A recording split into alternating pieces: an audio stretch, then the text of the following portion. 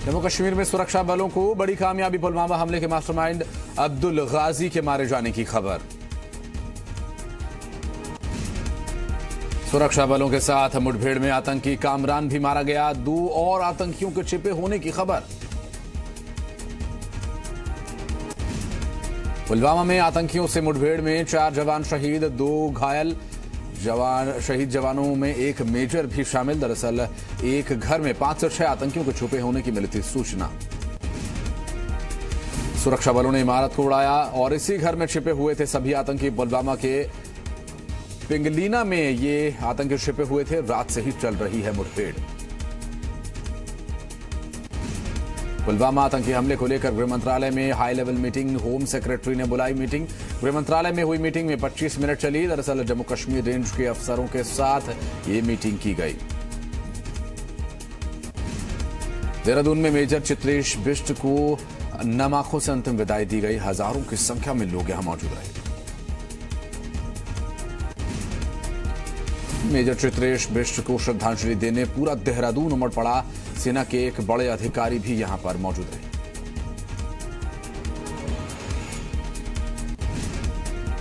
अंतिम विदाई में चित्रेश के साथियों ने भी नारे लगाए। भारत माता की जय से पूरा क्षेत्र गूंज उठा। नौशेरा सेक्टर में आईईडी बॉम्ब डिफ्यूज करने के दौरान ब्लास्ट होने पर मेजर चित्रेश शहीद हो गए थे। 7 मार्च को उनकी शादी होनी थी। जम्मू में कर्फ्यू में कोई ढील नहीं, दोपहर के बाद स्थिति होगी समीक्षा। जम्मू में 4 दिन से लगातार जारी है कर्फ्यू। जम्मू कश्मीर के पूर्व मुख्यमंत्री फारूक अब्दुल्ला का विवादित बयान। कहा, जब तक कश्मीर का मसला नहीं सुलझेगा तब तक ऐसे अटैक होते रहेंगे। सर्वदलीय बैठक में हमने कहा था कि ये सरकारी गलती है। कश्मीरियों की आवाज और मांगे नहीं सुनी गई। पुलवामा के शहीदों की श्रद्धांजलि के लिए आज भारत बंद। व्यापारियों ने बुलाया भारत बंद। टी सीरीज कंपनी ने पाकिस्तानी सिंगर के गाने को किया अनलिस्ट। आतिफ असलम के गाने को यूट्यूब से हटाया गया। क्रिकेट संस्थाओं से पाकिस्तान क्रिकेटर्स की तस्वीरें हटाने का सिलसिला जारी। राजस्थान क्रिकेट संघ के दफ्तर से हटाई गई तस्वीरें। छतरपुर जिले में महिला पुलिसकर्मियों में देशभक्ति का जज्बा बढ़ाने के लिए उन्हें फिल्म उरी दिखाई गई। पुलवामा में हुए आतंकी हमले के बाद महिला पुलिसकर्मी फिल्म देखने पहुंची और फिल्म के बाद महिलाओं में जोश देखने को मिला। आदिवासी झाबुआ जिले के किसानों ने जय जवान जय किसान का नारा बुलंद करते हुए पाकिस्तान को करार जवाब दिया। जिले के किसानों ने पाकिस्तान को अपना टमाटर भेजने से इनकार कर दिया। पुलवामा हमले के बाद से वे सरकार के साथ खड़े हैं। हालांकि इससे उन्हें भारी नुकसान उठाना पड़ेगा। बावजूद इसके वे देश के लिए ये नुकसान उठाने को तैयार हैं। लाल सिंह को स्थानीय बाजार में अपने टमाटर की फसल का प्रति 10 रुपए किलो भाव मिलता है, लेकिन ये टमाटर पाकिस्तान भेजते हैं तो उन्हें 40 रुपए प्रति किलो की कीमत मिलती है। कुलभूषण जाधव के मामले में अंतर्राष्ट्रीय कोर्ट आज से सार्वजनिक सुनवाई करेगा। भारत आज अपना पक्ष रखेगा। इंटरनेशनल कोर्ट ऑफ जस्टिस ने आज से 21 फरवरी तक मामले की सुनवाई का वक्त तय किया है। पाकिस्तान 19 फरवरी को अपनी दलीलें पेश करेगा। भारत तो 20 फरवरी को पाकिस्तान की दलीलों पर जवाब देगा, जबकि पाकिस्तान 21 फरवरी को फिर अपनी दलीलें पेश करेगा। पाकिस्तानी सेना की कोर्ट ने अप्रैल 2017 में जासूसी के आरोपों के चलते जाधव को मौत की सजा सुनाई थी। भारत की अपील पर इंटरनेशनल कोर्ट ने सजा पर रोक लगा दी है। एमपी विधानसभा में पुलवामा हमले में शहीद जवानों को श्रद्धांजलि दी गई। 2 मिनट का मौन रखा गया। हमले के विरोध में निंदा प्रस्ताव लाया गया। कार्यवाही बुधवार तक के लिए स्थगित। मध्य प्रदेश के सरकारी अस्पतालों में डॉक्टर्स की कमी को देखते हुए सरकार डॉक्टर्स की रिटायरमेंट उम्र बढ़ा सकती है। अभी डॉक्टर 65 साल की उम्र के रिटायर हुए और लेकिन इसे बढ़ाकर 68 साल करने पर विचार चल रहा है।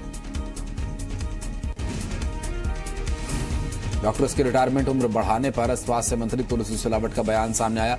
स्वास्थ्य मंत्री ने कहा कि मुख्यमंत्री कमलनाथ से प्रस्ताव पर चर्चा हो रही है और विचार मंथन के बाद मुख्यमंत्री फैसला लेंगे। सरकार युवा डॉक्टर्स को भी मौका देने को तैयार रही।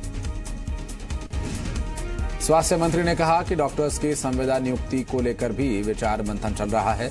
इसके साथ ही प्राइवेट डॉक्टर्स को शासकीय अस्पताल में इलाज करने के विषय पर भी चर्चा हो रही है। एमपी में कांग्रेस विधायक दल की बैठक में विधायकों का गुस्सा मंत्रियों पर फूट पड़ा। सूत्रों का दावा है कि कांग्रेस विधायकों ने कहा कि तबादलों में मंत्री उनकी राय और मशवरा नहीं लेते। ऐसा ही अगर रहा तो लोकसभा चुनाव में पार्टी के लिए मुश्किलें खड़ी हो जाएंगी। सीनियर विधायक केपी सिंह, देवेंद्र पटेल, प्रवीण पाठक ने बैठक में कहा कि अब तक जो ट्रांसफर हुए उनमें उनकी राय नहीं ली गई और अफसर मनमानी कर रहे हैं। एमपी में अब निगम, मंडल और आयोग में राजनीतिक नियुक्तियां जल्द शुरू होंगी। 15 साल बाद अब कांग्रेस नेताओं को निगम, मंडल और नियुक्तियां मिलेंगी। दरअसल सीएम कमलनाथ की परमिशन के बाद ये नियुक्तियां शुरू हो जाएंगी। बीजेपी सरकार में भी निगम मंडलों में राजनीतिक नियुक्तियां होती थीं, लेकिन 15 साल बाद कांग्रेस सत्ता में आई और अब ये नियुक्तियां जल्द होंगी और कांग्रेस के कई नेताओं को निगम मंडलों का अध्यक्ष बनाया जा सकता है। राजगढ़ जिले में बीजेपी कार्यकर्ता सम्मेलन में बीजेपी सांसद रोडमल नागर को तीखा विरोध देखने को मिला। दरअसल सम्मेलन में पूर्व मुख्यमंत्री शिवराज सिंह चौहान के सामने कार्यकर्ताओं ने रोडमल नागर के खिलाफ नारे लगाए। कार्यकर्ताओं ने कहा, मोदी तुझसे बैर नहीं, रोडमल तेरी खैर नहीं।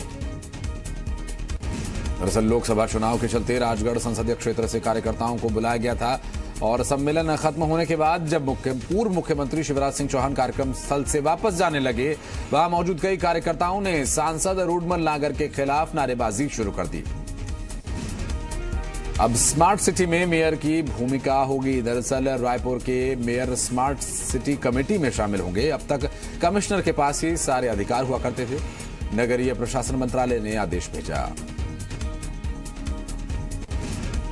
अपेक्स बैंक कर्मचारियों ने अनिश्चितकालीन हड़ताल का ऐलान कर दिया है। छत्तीसगढ़ अपेक्स बैंक के कर्मचारी संघ आज सामूहिक अवकाश पर हैं। बैंक कर्मचारियों ने अपनी मांगों को लेकर लगातार सरकार को पहले भी ध्यानाकर्षण प्रस्ताव उनके सामने रखा, लेकिन अभी तक मांगे पूरी नहीं हुई हैं। आज सामूहिक अवकाश के बाद भी मांगे पूरी नहीं होने पर 25 फरवरी से अनिश्चितकालीन बंद का आह्वान भी करेंगे। अपेक्स बैंक के साथ 3 जिला सहकारी केंद्रीय बैंक ने भी कर्मचारियों के वेतन वृद्धि के लिए आंदोलन की चेतावनी दी है।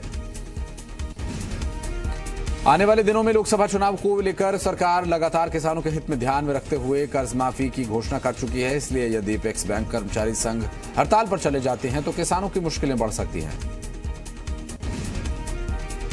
छत्तीसगढ़ सरकार ने प्रदेश के सभी जिलों के कलेक्टर्स से बेमौसम बारिश और ओलावृष्टि से हुए फसलों के नुकसान की जानकारी मांगी है। राजस्व और आपदा प्रबंधन विभाग के सचिव ने प्रदेश के सभी कलेक्टर्स को लेटर लिखकर 15 और 16 फरवरी को हुई बेमौसम बारिश और ओलावृष्टि से हुए रबी की फसल के नुकसान को लेकर जानकारी मांगी है। साथ ही उन्होंने कलेक्टर्स को प्रभावित क्षेत्रों में राजस्व और कृषि विभाग के अधिकारियों की मदद के चलते हुए फसल के नुकसान के लिए मदद देने के लिए आकलन सुनिश्चित करने के निर्देश दिए। छत्तीसगढ़ विधानसभा चुनाव में हार के बाद सबक लेते हुए कांग्रेस की तर्ज पर बीजेपी जन घोषणा पत्र तैयार करेगी। नमो ऐप के बाद अब बीजेपी ने एक टोल फ्री नंबर जारी किया है, जिस पर सीधा प्रधानमंत्री को सुझाव भेजा जा सकेगा। रायपुर के साइंस कॉलेज में सीएम भूपेश बघेल ने फोन टैपिंग मामले में पिछली सरकार के साथ मुख्य सचिव रहे विवेक ढांडा पर निशाना साधा है। सम्मेलन में सीएम भूपेश बघेल ने कहा कि पिछली सरकार में सीएस विवेक ढांडा भी फोन करने से घबराते थे, इसलिए वो व्हाट्सएप कॉल किया करते, लेकिन अब छत्तीसगढ़ में ऐसा नहीं चलेगा। बिलासपुर दौरे पर सीएम भूपेश बघेल ने मोदी सरकार और प्रदेश की पिछली सरकार पर जमकर निशाना साधा। लोकसभा चुनावों में 11 सीटें जीतने का दावा करते हुए सीएम ने कहा, झूठ बोलने की परंपरा बीजेपी की है। सीएम बघेल के मुताबिक बीजेपी ने 15 लाख रुपए देने का वादा करके 6,000 रुपए किसानों को टिका दिए। 2100 रुपए का वादा करके 1 रुपया भी नहीं दिया।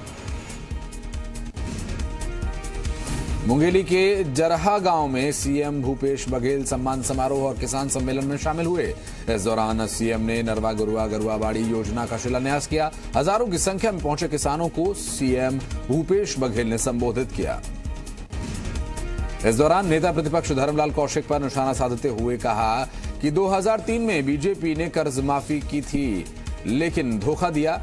जब कांग्रेस ने किसानों का कर्ज माफ किया तो धर्मलाल कौशिक बोलते हैं कि सही तरीके से कर्ज माफी नहीं हुई। किसानों का पता है कि कौन किसका हितैषी है।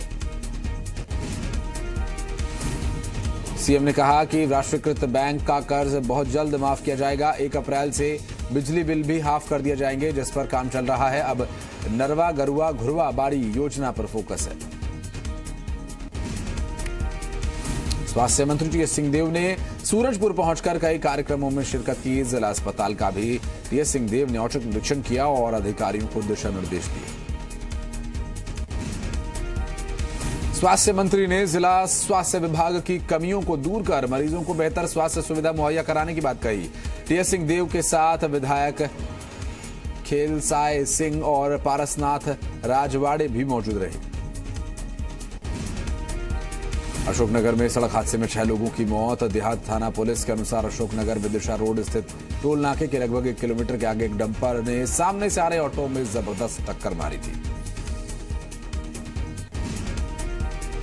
हादसे में 5 लोगों की मौके पर ही मौत हो गई थी, जबकि ऑटो ड्राइवर की मौत अस्पताल में इलाज के दौरान हुई। हादसे के बाद डंपर घटनास्थल से फरार हो गया। टोल नाके पर लगे सीसीटीवी कैमरे के जरिए डंपर की पहचान कर ली गई है।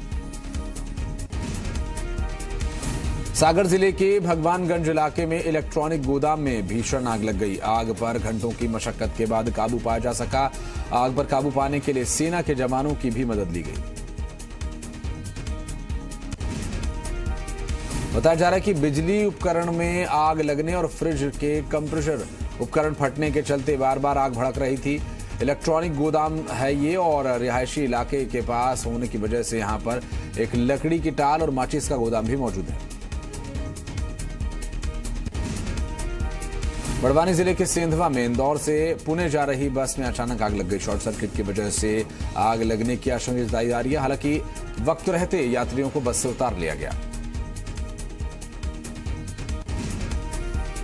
जसपुर के प्रसिद्ध धार्मिक पर्यटन स्थल कैलाश गुफा में स्वीकृत सड़क निर्माण जल्दी कराए जाने की मांग को लेकर जनजातीय समाज के साथ क्षेत्रवासियों ने मौनी चौक पर 1 दिवसीय धरना प्रदर्शन किया। जनजातीय समाज ने कैलाश गुफा के समुचित विकास के लिए उसे ट्रस्ट के रूप में देने की मांग की है।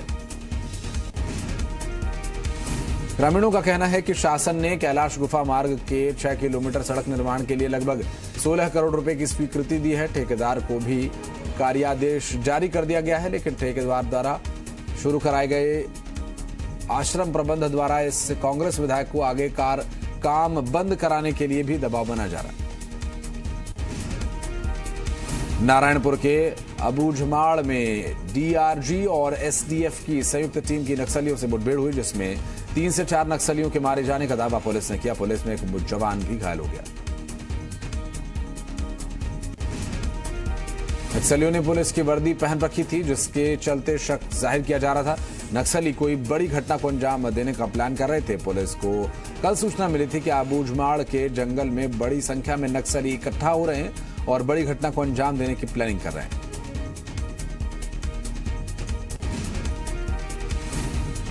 इसके बाद सुरक्षा कर्मियों की संयुक्त टीम ने जंगलों हिकमेटा, गोंगला, जड्डा और डुमनार की ओर से रवाना हुई थी यहां पर, और पहले से ही घात लगाए बैठे नक्सलियों ने पुलिस पार्टी पर फायरिंग शुरू कर दी और करीब 1 घंटे तक मुठभेड़ चली। इस दौरान पुलिस का कहना है कि जिस तरह से नक्सलियों ने कार्रवाई की, उसी का जवाब हमने देकर कार्रवाई की और करीब 100 नक्सली मुठभेड़ में शामिल बताए जा रहे हैं। बीजेपी अध्यक्ष अमित शाह का जयपुर दौरा और कई बैठकों में लेंगे हिस्सा। मेरा बूथ सबसे मजबूत मंत्र देंगे कार्यकर्ताओं को। कानपुर में किडनी तस्करों के रैकेट का पर्दाफाश, शिकंजे में 6 आरोपी। रडार पर दिल्ली के 2 बड़े अस्पताल। जी मीडिया पर खबर दिखाए जाने के बाद यूपी के स्वास्थ्य मंत्री ने दिया कार्रवाई का आदेश।